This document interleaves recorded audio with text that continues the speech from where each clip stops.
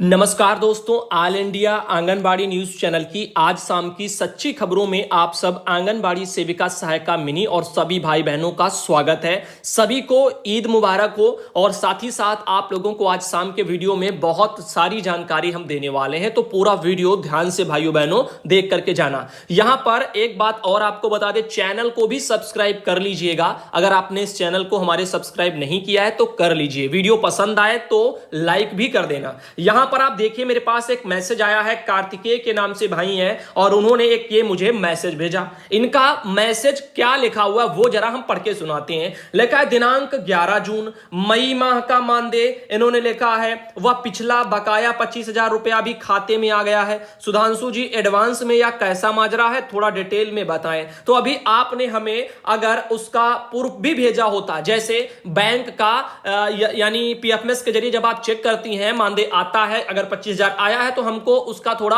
भेजिए, स्क्रीनशॉट भेजिए ताकि लोगों को दिखा सके और पीएफएमएस पर आप भी उसमें देख लेना। उसमें लिखा होता है किस स्कीम के तहत पैसा आया हुआ है, अगर आपका चेक हो जाता है, वरना चेक नहीं होता है। और इस मैटर को लेकर के मेरे पास और कहीं से भी कोई मैसेज भी नहीं आए हैं, ना ही कोई सूचना आई है कि 25,000 रुपया एडवांस, ऐसा कुछ भी। तो हमें ऐसे हम कुछ कह नहीं सकते इस मुद्दे पर कि ये सही है जो आपने भेजा या गलत है। तो जो भी भाई बहन वीडियो देख रहे हैं, इस मैसेज को लेकर के अभी जानकारी अधूरी है। अगर भाई ये कार्तिकेय जी हमें उसके बारे में कुछ संबंधित जानकारी और भेजेंगे, सच्चाई को लेकर के जैसे प्रूफ भी टाइप का भेजेंगे कि ये आया है वाकई में, तो हम उस पर कुछ कह सकते हैं और उसके बारे में पता कर सकते हैं। ऐसे केवल लिखित मैसेज पर देखिए ज्यादा वो नहीं होता है। अब आगे देखिए, यहां पर उप जिलाधिकारी तहसील बिस्वा की तरफ से मेरे पास एक ये लेटर लगा हुआ है। बिस्वा में 13/5/2021 को एक ये लेटर भेजा गया।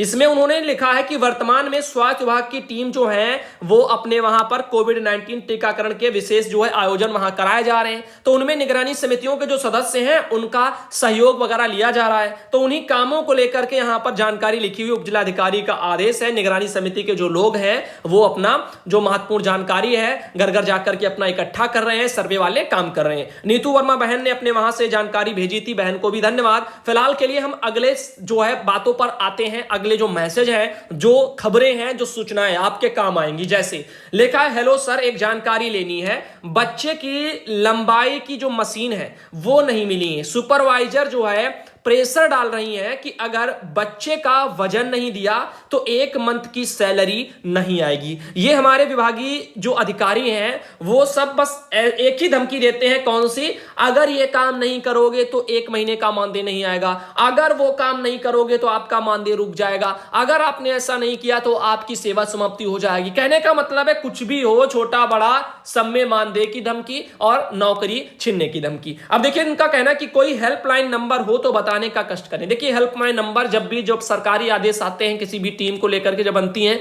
तो उतनी देर के लिए आते हैं। फिलहाल के लिए आप अगर इस चीज को लेकर के सभी बहनों को सोचना चाहिए, जहां जहां वजन मशीनें या जो भी ये चीजें मिली नहीं है तो वो लोग वजन कैसे करेंगे। तो फिलहाल के लिए लेकिन सभी बहनें हमारी इकट्ठा नहीं हो पाती और एक साथ लड़ भी नहीं पाती हैं, समस्याओं को, अपनी खुद की समस्याओं को लेकर के लड़ती नहीं है, मांग नहीं करती, और यही एक वजह है कि उनका शोषण बढ़ रहा है और यहां पर मानदेय कभी नहीं बढ़ पाता है, ना समस्याओं, जो इनकी समस्याएं शोषण है वो भी कम नहीं हो पाता। अब आगे आप देखिएगा, एक मैसेज ये आया, इन्होंने लिखा है, हेलो भैया, क्या हाई स्कूल और इंटर का एग्जाम होगा? तो ये हमारी छोटी बहन उन्होंने लिखा हुआ है, संध्या यादव जी। तो यहां पर देखिए 20 तारीख के बाद में निर्णय लिए जाएंगे उत्तर प्रदेश में, यानी यूपी बोर्ड के एग्जाम होंगे नहीं होंगे, और विश्वविद्यालय वाले वो भी अपना, यानी वो भी अपना डिग्री कॉलेज वाले, ये सब भी अपना निर्णय लेंगे। तो 20 के बाद में ही निर्णय आएंगे, 20 मई के बाद। मैंने एक वीडियो में जानकारी दे दी थी, शायद आपने वीडियो मिस कर दिया होगा, देखा नहीं होगा और इसीलिए आपको पता नहीं है, वरना सबको पता हो गया कि 20 के बाद इस पर निर्णय आएगा। अब आगे देखिए, यहां पर डीपीओ से कहकर के उसे पहले बदलवाइए, मैंने इनको ये सलाह दी है। बहन ने कहा था, ये आजमगढ़ से सीमा बहन है, इनका मैसेज था कि गुड इवनिंग भाई, मेरे मोबाइल नंबर मैडम ने गलत कर दिए हैं और किसी दूसरे का नंबर डाल दिए हैं और मेरा नंबर डालने पर नहीं खुल रहा है, जो गलत नंबर है उसका डालने पर खुल गया है, क्या करूं, ये वो चाहती है जानकारी। इस पर भी हमने कहा था डीपीओ ऑफिस से ये समस्या सॉल्व होगी, आपका जो सही नंबर है वो वहां पर लगा दिया जाएगा। तो अपनी डीपीओ से चाहो तो अपने घर से अगर आप नंबर पा पाओ अपने विभागीय अधिकारी अधिकारियों से, सुपरवाइजर से, डीपीओ के माध्यम से, तो आप बात करिए, या अपनी सुपरवाइजर से कह करके कि डीपीओ से कह करके ये समस्या वहां से सॉल्व हो जाएगी, आपका नंबर वहां से वो अपडेट कर देंगे। उनको जो यूजर आईडी पासवर्ड डीपीओ महोदय को दिए गए हैं, उनके ही यूजर आईडी पासवर्ड से लॉगिन करने के बाद में आपका ये नंबर चेंज हो पाएगा। ये समस्या सभी के लिए, अगर किसी को ऐसी दिक्कत आती है तो समस्या का समाधान उनका हो जाएगा डीपीओ ऑफिस से। अब देखिए, अभिनव सिंह जी हैं, ट्विटर पर उन्होंने लिखा हुआ है कि आज के समय में जहां 5500 रुपया जीवन यापन के लिए संभव नहीं है, वहां फोन कैसे खरीदा जाए। पोस्टर ट्रैकर पर बराबर आंगनबाड़ी बहनों से जो दबाव बनाया जा रहा है, उस पर हमारे ये छोटे से भाई हैं, उन्होंने ये ट्वीट किया है। और बहुत बहुत धन्यवाद अभिनव सिंह भाई को। ट्विटर पर आप लोग भी चाहो तो फॉलो कर लीजिएगा और एक दूसरे सभी भाई बहनों को और जो भी पोस्टें होती है रिट्वीट भी करते रहिएगा। अब आगे देखिए, बिहार सरकार की तरफ से एक ये गवर्नमेंट आदेश हमारे तक पहुंचा है 12/5/2021 को। निदेशक महोदय का ये लेटर है, सभी जिला पदाधिकारी को भेजा गया है। विषय में है कि आईसीडीएस के क्षेत्रीय जो पदाधिकारी हैं और जो कार्मिक हैं, इनको एनएफएसए 2013 के निहित प्रावधानों के आलोक में क्षेत्र भ्रमण के संबंध में आया है। तो इसका और भी डिटेल से हम जानकारी चाहेंगे तो इसमें यह सब लिखा हुआ है। अनुरोध है कि निहित प्रावधान के अनुरूप एनएफएसए 2013 के अनुसार पूरक पोषाहार को निर्बाध रूप से संचालित करने हेतु आईसीडीएस के क्षेत्रीय पदाधिकारी और कार्मिक को खाद्यान्न आपूर्ति के लिए अपने कार्य क्षेत्र में भ्रमण की जो अनुमति है वो प्रदान करने की कृपा करें। तो यह विश्वासभाजन निदेशक महोदय बिहार सरकार से 12 तारीख को लेटर आया है। अब आगे आप देख सकते हो, एक और हमारे पास मैसेज लगा है। इनका सवाल है, भैया जी नमस्ते, यूपी के लखीमपुर में आंगनबाड़ी कार्यकर्तियों को मोबाइल फोन नहीं मिले हैं, फिर भी उन्हें लगातार तंग किया जा रहा है। पोस्टर ट्रैकर डाउनलोड करें, फीडिंग करें, नहीं तो मई माह का मानदेय रोक दिया जाएगा। इसमें सभी बहनें संपन्न परिवार की नहीं है, किसी के पास मोबाइल है, किसी के पास मोबाइल नहीं है, ना ही प्रशिक्षण दिया गया है और लगातार धमकी दी जा रही है। बताओ भैया जी क्या करें? ये शोषण है या अत्याचार है? बहनें इकट्ठा नहीं है, एकता नहीं है, एक साथ अपनी आवाज नहीं उठाती हैं इस शोषण के खिलाफ, तभी शोषण ये कम नहीं हो रहा है। और आपको एक बात और बताएंगे, और हिंदी में हो भी नहीं रही है फीडिंग, नाम अंग्रेजी में फीड हो रहे हैं, जो भी जितनी फीडिंग है वो अंग्रेजी में हो रही है।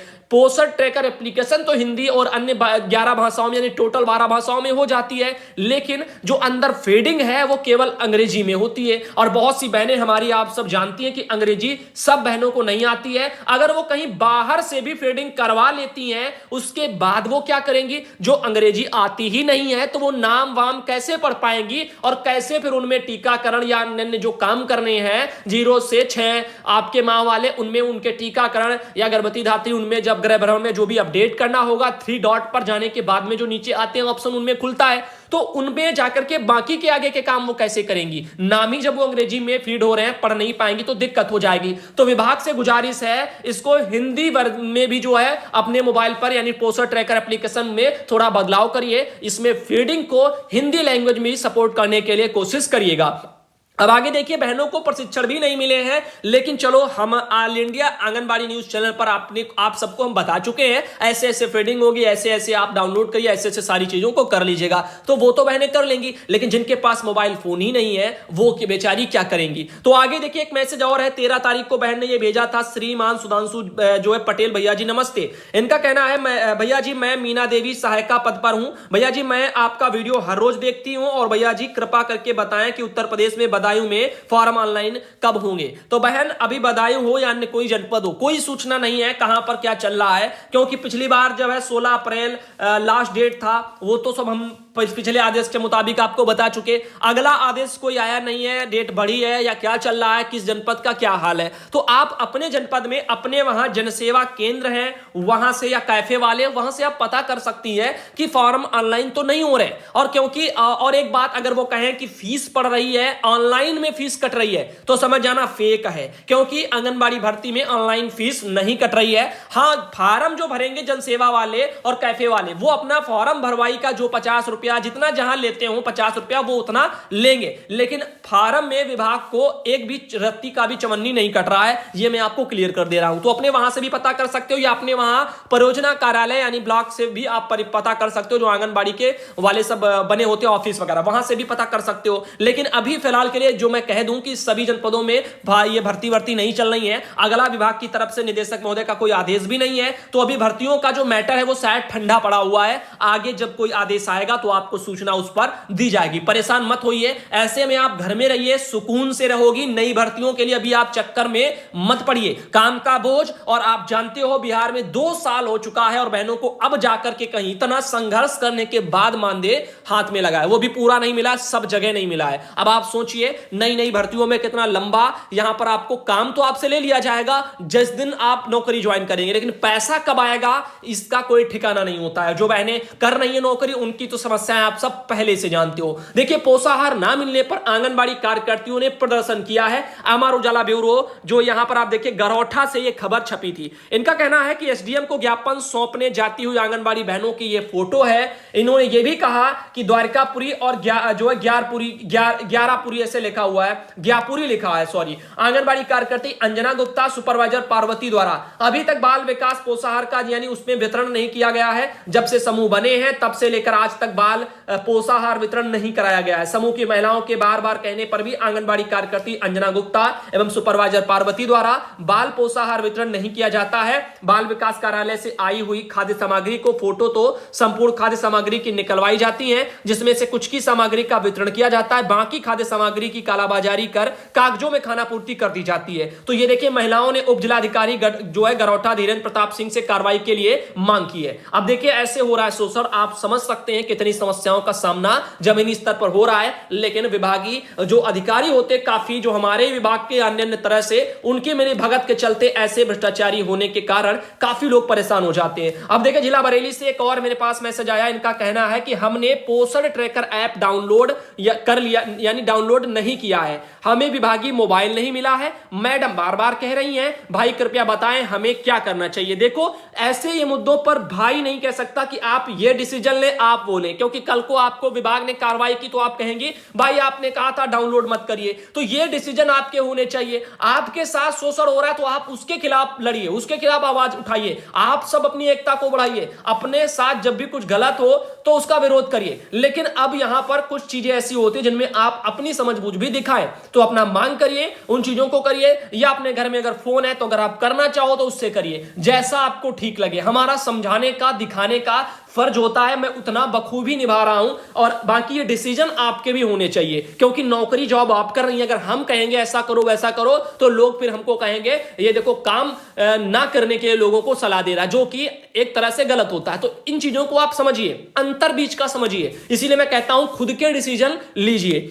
अब देखिए कि इनका भी कहना था फीडिंग वगैरह को लेकर के किसकी करनी किसकी नहीं करनी, उसमें देखो सब कॉलम बने हुए हैं पोषण ट्रैकर पर, किसकी करनी किसकी नहीं करनी है, तो उसमें पूछने वाली बात नहीं है। अगर आप हमारे उन वीडियो को देख करके समझ नहीं पाए जिनमें हम बहुत अच्छे तरीके से समझा चुके हैं, तो फिर आप किसी दूसरे को वो वीडियो दिखा देना तो शायद वो भी भाई समझ जाए। अब एक मैसेज और आया था भैया, हमारे जो है आंगनबाड़ी जो है 2 आंगनबाड़ी सेंटर हैं और दोनों पर अलग अलग मोबाइल नंबर ऐड है, बट पोषण ट्रैकर ऐप पर फीडिंग करने पर सारा दोनों का जो डाटा है वो मर्ज हो गया है। इसका कोई सॉल्यूशन बताएं। देखो आपने हो सकता है फीडिंग की एक सेंटर की और दूसरे का उसी पर आपने भी कर दिया, 2 सेंटर का आपने सोचा मेरे पास 2 सेंटर का चार्ज है तो हम इस पर ही कर देंगे, 2 जगह हो जाएगा। नहीं, आपका जो एक नंबर से आपने कहा भैया हमारे पास 2 आंगनबाड़ी सेंटर और दोनों में अलग अलग मोबाइल नंबर है, तो जब अलग अलग मोबाइल नंबर है तो पहले अपने फोन में एक नंबर अपना डालिए, अपने सेंटर का कर लीजिएगा, और वो जो पूरा हो जाए तो मैंने कहा था एक वीडियो में दिखाया था 3 डॉट वाला सिस्टम नीचे होता है,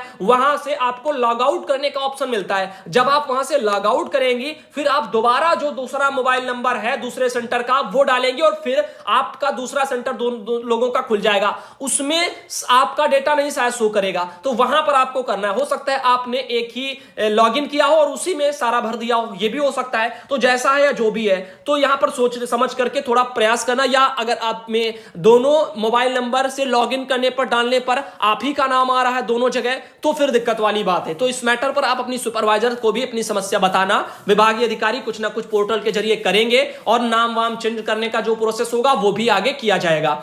अब आगे देखिए, ये गौसगंज से मेरे पास एक मैसेज आया, इसमें लिखा है कि जूम मीटिंग में आंगनबाड़ी द्वारा पोषण ट्रैकर अपलोड यानी कम होने पर लाभार्थियों की फीडिंग कम होने पर नाराजगी व्यक्त की गई है। आंगनबाड़ी बहनों का मई माह का मानदेय न देने तथा जितने लाभार्थी पोषण ट्रैकर पर फीड होंगे उनका ही राशन आने की बात बात कही गई है। अतः आप लोग यह दोनों कार्य 3 दिन के अंदर पूर्ण कर लें, अन्यथा आप उत्तरदायी होंगे। तो ऐसे विभागीय मैसेज आंगनबाड़ी बहनों को ग्रुपों में दिए जा रहे हैं। बहनों से कहा जा रहा है कि काम करिए, अन्यथा मानदेय माई का नहीं आएगा, ऐसा ऐसा ये सब बताया जा रहा है। अब बाकी देखो, आधिकारिक रूप से कोई सरकारी आदेश में ऐसा नहीं लिखा कि मानदेय रोक दिया जाएगा या जो भी है, तो आगे आ भी सकता है। मैं नहीं कहते कि नहीं आएगा, खबरों को देखा करें, जो भी जब होता रहेगा हम दिखाते रहेंगे। होम आइसोलेशन के मरीजों को दी जाएं दवाएं, ये डीएम ने आदेश निकाला है। झांसी जनपद में अमर उजाला ब्यूरो की तरफ से जानकारी आई थी। निगरानी समितियों की सक्रियता भी बढ़ाने के निर्देश दिए गए थे। 100 किट उपलब्ध कराई गई हैं। आपको बता दें निगरानी समितियों को, और उनको होम आइसोलेशन के जो भी मरीज हैं उनको दवाएं उपलब्ध कराओ, ऐसा सिस्टम चल रहा है। बाकी आपको ले चलते हैं आगे। एक मैसेज और आया है, लिखा है दांडी मैडम जी, हम लोग पोस्टर ट्रैकर पर अंग्रेजी में फीडिंग नहीं कर पा रहे हैं, और यदि किसी दूसरे से फीडिंग करा लेंगे